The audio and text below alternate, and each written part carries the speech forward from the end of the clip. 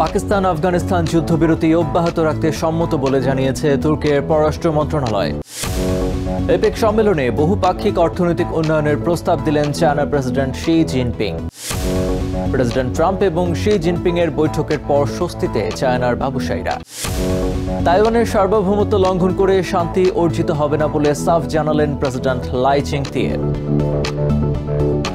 এশিয়ার রাজনৈতিক অর্থনৈতিক সহ সবশেষ খবরাখবর আপনাদের সামনে এক নজরে তুলে ধরছি আমি মনজুর আরিফিন।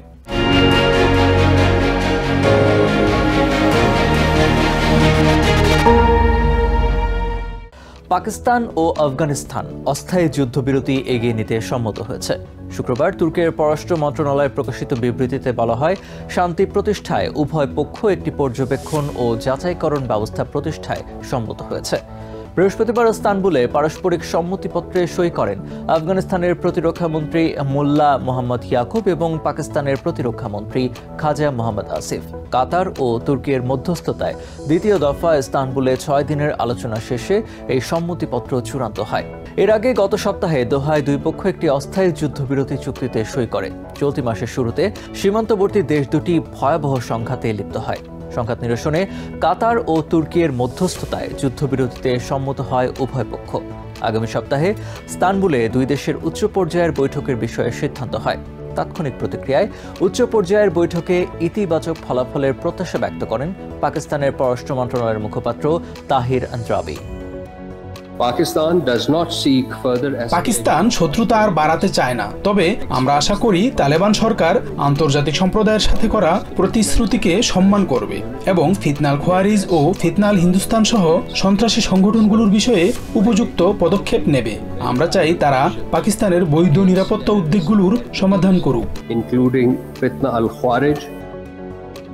এপেক সম্মেলনে যোগ দিয়েছেন চায়নার প্রেসিডেন্ট শি জিনপিং। শুক্রবার সম্মেলনের উদ্বোধনী সেশনে তাকে স্বাগত জানান সাউথ কোরিয়ার প্রেসিডেন্ট লি জায়-মিয়ং। সম্মেলনে সর্বজনীনভাবে উপকারী এবং অন্তর্ভুক্তিমূলক অর্থনৈতিক উন্নয়নে 5 দফা প্রস্তাব তুলে ধরেন প্রেসিডেন্ট শি। চায়নার প্রেসিডেন্ট বলেন, বহুপাক্ষিক বাণিজ্য ব্যবস্থার উন্নয়নে বিশ্ব বাণিজ্য সংস্থা WTOর কার্যকারিতা জোরদার করতে হবে। অন্যদিকে কৃত্রিম বুদ্ধিমত্তা প্রযুক্তির চ্যালেঞ্জের মুখে সম্মিলিতভাবে সুযোগকে কাজে লাগানোর আহ্বান জানান কোরিয়ার প্রেসিডেন্ট লি। বহুপাক্ষিক ও অন্তর্বর্তীমূলক অর্থনৈতিক উন্নয়নে এপেক সম্মেলনে 5 দফা প্রস্তাব দিয়েছেন চায়নার প্রেসিডেন্ট শি জিনপিং। শুক্রবার সাউথ কোরিয়ায় সম্মেলনের উদ্বোধনী সেশনে প্রেসিডেন্ট শিকে স্বাগত জানান সাউথ কোরিয়ার প্রেসিডেন্ট লি জায়-মিয়ং।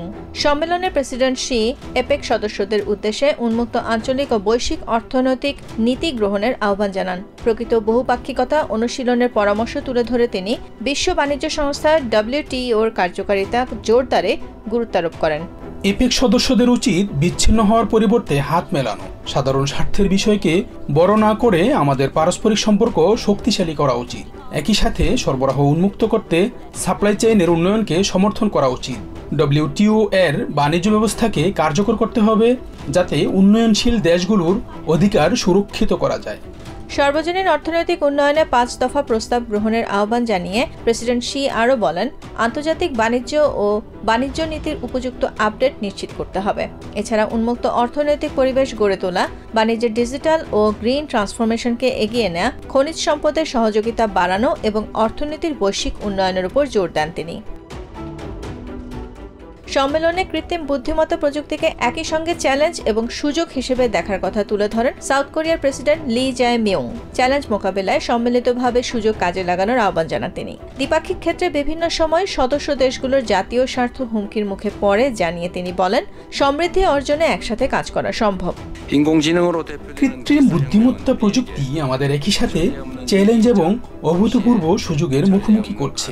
তবে সংকট কাটিয়ে ওঠার ক্ষেত্রে পারস্পরিক সহযোগিতা আমাদের এগিয়ে নিতে পারে। প্রায়শই আমাদের নিজ নিজ জাতীয় স্বার্থ হুমকির মুখে পড়ায় হয়তো বিভিন্ন বিষয়ে আমরা একসঙ্গে থাকতে পারি না, কিন্তু সাধারণ সমৃদ্ধি অর্জনে আমরা একসঙ্গে কাজ করতে পারি। 2 দিনব্যাপী এপেক সম্মেলনে Canada, Australia, Japan, Malaysia, Singapore ও রাশিয়া সহ 21টি সদস্য দেশ অংশগ্রহণ করেছে। রাশিয়ার পক্ষে প্রেসিডেন্ট পুতিনের প্রতিনিধিত্ব করছেন উপপ্রধানমন্ত্রী অ্যালেক্সি ওভারচুক। এছাড়া প্রেসিডেন্ট ট্রাম্প সম্মেলনের আনুষ্ঠানিক শুরুর আগে ব্যবসায়ীদের সাথে একটি সেশনে অংশ নিলেও মূল সম্মেলনে ওয়াশিংটনের প্রতিনিধিত্ব করছেন ট্রেজারি সেক্রেটারি স্কট বেসেন্ট। শনিবার এপেক সদস্যদের যৌথ বিবৃতির মধ্য দিয়ে এই সম্মেলন শেষ হবে। Nahid Sihan, TVN 24 news desk. President Donald Trump এবং প্রেসিডেন্ট শি জিনপিং এর বৈঠকের পর স্বস্তি প্রকাশ করেছেন চায়নার ব্যবসায়ীরা। সাউথ কোরিয়ায় আয়োজিত এপেক সম্মেলন উপলক্ষে বৈঠকে মিলিত হয়ে দুই নেতা বিভিন্ন বিষয়ে সমঝোতামূলক সিদ্ধান্ত গ্রহণ করেন। বিশেষ করে চায়নার পণ্যে শুল্ক হ্রাসের সিদ্ধান্ত নেন প্রেসিডেন্ট ট্রাম্প। চায়নার ব্যবসায়ীরা বলেছেন উভয় পক্ষই বাণিজ্য যুদ্ধ এড়িয়ে যেতে চায়। ট্রাম্প শির বৈঠকের সিদ্ধান্ত বিশ্ব বাণিজ্যের ক্ষেত্রে খুবই উপকারী হবে বলে মনে করেন খেলনা নির্মাতা প্রতিষ্ঠান ঝেইজিয়াং জুয়ানিয়ন টেকনোলজি কোম্পানির ভাইস ডিরেক্টর উইলিয়াম ইং। শুক্রবার তিনি বলেন, ট্রাম্প শির বৈঠকের ফলাফল প্রায় বছরব্যাপী চলা বাণিজ্য অচলাবস্থা দূর করবে। আমার মনে হয় ইউএস সরকার চাইবে না বাচ্চারা দামি খেলনা কিনুক। এক্ষেত্রে আমাদের জন্য পরিস্থিতি কিছুটা ভালো হতে পারে। আমরা দুই নেতার বৈঠক নিয়ে খুবই উত্তেজিত ছিলাম এবং এখন আমরা ভবিষ্যতের জন্য আশাবাদী। আশা করছি দ্রুতই বাণিজ্য পরিবেশ স্থিতিশীল হবে। তাইওয়ানের সার্বভৌমত্ব লঙ্ঘন করে কোনো শান্তি অর্জন হতে পারে না বলে মন্তব্য করেছেন তাইওয়ানের প্রেসিডেন্ট লাই চিং-তে। শুক্রবার উত্তর তাইওয়ানের একটি সামরিক ঘাঁটি পরিদর্শনে গিয়ে তিনি বলেন, শক্তির মাধ্যমেই কেবল শান্তি প্রতিষ্ঠা হতে পারে। চায়নার এক চীন নীতির সমালোচনা করে তাইপে প্রধান বলেন, চায়নার এক দেশ দুই ব্যবস্থার নীতি তারা চান না। তাইওয়ানের সার্বভৌমত্ব লঙ্ঘন করে চায়নার সাথে সংযুক্তি কোনোভাবেই উচিত নয় উল্লেখ করে তিনি বলেন, তাইওয়ানের ভবিষ্যৎ তাদের জনগণ নির্ধারণ করবে।